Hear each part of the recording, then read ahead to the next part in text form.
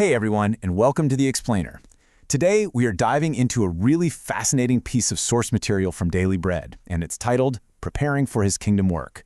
You know, if you've ever felt like your summer break is just, a giant pause button on your life and your overall purpose, well, this guide is going to completely flip that script for you. Right off the bat, the source challenges a super common mindset. We usually think of summer as a slow season, right? You're just kicking back, waiting for the real work to start up again in the fall.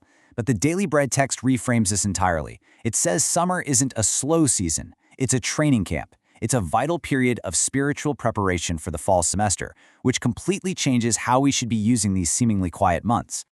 Section 1, a season of preparation, rethinking your summer break. So the text actually emphasizes that this summer downtime is more like a bridge. It's this deliberate opportunity to intentionally realign our hearts with God's purpose before all the crazy busyness of the fall hits us. And this massive shift in perspective is anchored by a very specific verse in the text. It's Psalm 47, verse 9, which reads, "For the kings of the earth belong to God, He is greatly exalted." This verse right here establishes the foundational what of the entire guide. Basically, God is king over all the earth. Everything starts from this grand, overarching view of God's absolute sovereignty. And according to the source, God's reign means His authority is completely unlimited. He is king everywhere. And the text makes a really crucial application here. Everywhere explicitly includes every single classroom, every campus, and every community you step into. So you aren't somehow leaving His jurisdiction when you walk onto university grounds or, sit down in a lecture hall. His sovereignty deeply covers the specific academic spaces that you'll be returning to so soon. Moving on to Section 2, God rules your campus, seeing the true kingdom. Now, if God is king everywhere, well, that practically alters the entire way we approach the fall semester. Look, we usually default to a pretty typical secular view, right? That campus is just a place for classes, studying, and a social life. It's just a routine environment.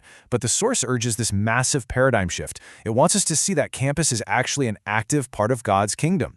It's so easy to compartmentalize our faith and our school life, but this text really pushes us to see the campus through a completely different, highly active lens.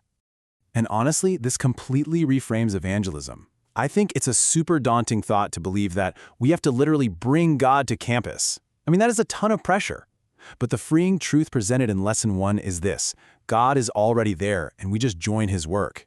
You aren't carrying a dormant faith into some empty void. You're stepping into a space where the King is already actively working.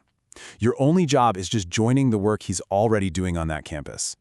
Okay, let's get practical for a second. The source doesn't just leave us hanging with high-level theory. It gives us actionable steps for right now. First, it says to begin praying now for your campus and the people you'll eventually encounter. Like, don't wait for September. Second, ask God to give you boldness to share your faith in the fall. And third, mentally shift your mindset to see your campus as a literal mission field, not just some routine environment. This is the exact energy and motivation you need to start adopting this active mindset today while you actually still have the summer months to prepare. Which brings us to Section 3, prepare your heart now, building the foundation. To do all of this effectively, we really have to shift our focus from the external reality of the campus to the internal reality of our own hearts. Think about it. You can't effectively join in the work externally if you aren't prepared internally. The text gives us this really powerful statement.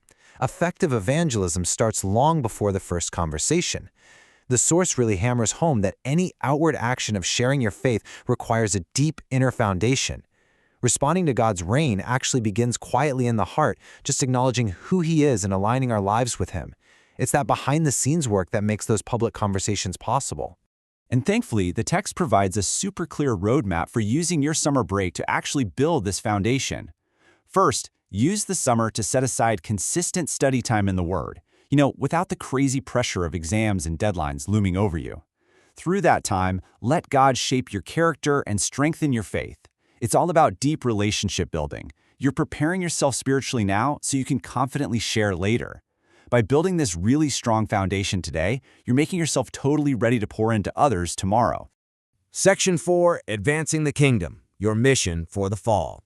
So everything we've covered today, the perspective shift on what your campus actually is, the internal heart preparation, it all basically culminates in one very clear mission: prepare your heart to advance God's kingdom. The text concludes with this incredibly powerful prayer: basically asking God for the courage to join His work, for much deeper understanding of His Word, and for readiness in the coming semester. It's essentially a call to use the summer purposefully, so that when you finally step back onto campus, you are fully equipped and ready to share truth and love. Now, as we start to wrap up this explainer, the source material leaves us with a couple of vital reflection questions to chew on. First up, how can you intentionally prepare yourself this summer for sharing your faith on campus? Really take a second and think about your daily routine right now. What intentional habits can you build today that will translate into actual courage and confidence when you're walking across campus a few months from now? Which leads perfectly into a final, very direct challenge from the text. What steps can you take now to grow deeper in God's Word before the fall semester begins? The Daily Bread text isn't just offering nice advice here, it's asking you to look at your calendar, look at your habits, and make a concrete plan today. The King is already at work on your campus. The only question is, what steps will you take right now to make sure you're ready to join Him?